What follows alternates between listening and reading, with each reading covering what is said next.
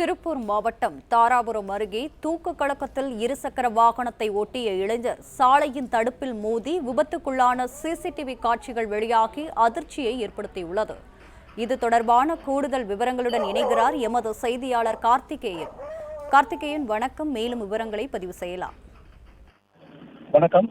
கரூர் மாவட்டம் அவலக்குறிச்சியை சேர்ந்த பாரதி என்பவர் கோவை நோக்கி தனது இருசக்கர வாகனத்தில் இன்று காலை சென்று கொண்டிருந்தார். கரூர் அருகே வந்தபோது தாராபுரம் சாலை அண்ணாமலை நகர் பகுதியை கடக்க முயன்ற போது அவரது கட்டுப்பாட்டை இழந்த இருசக்கர வாகனம் சாலையின் இருபுறம் இருந்த தடுப்பின் போது சாலையோர வீட்டின் சூழ்ச்சியின் மீது மோதி நின்றது. இதில் பாதி தூக்கி வீசப்பட்ட நிலையில் படுகாயமடைந்தார். தொடர்ந்து அவரை மீட்டு கரூர் அரசு மருத்துவமனைக்கு சிகிச்சைக்காக அனுப்பி வைத்தனர். மேலும் இந்த விபத்து குறித்து போலீசார் விசாரணை மேற்கொண்டு வருகிறார். இந்த விசாரணை கோவை நோக்கி சென்றிருந்த போது தூக்க கலத்தில் வாகனத்தை இயக்கியதால் இந்த விபத்து தெரிய வந்தது. இந்த விபத்து தொடர்பான சிசிடிவி காட்சிகள் வெளியாகி தற்போது இப்பகுதியில் பெரும் பரபரப்பை ஏற்படுத்தியுள்ளது.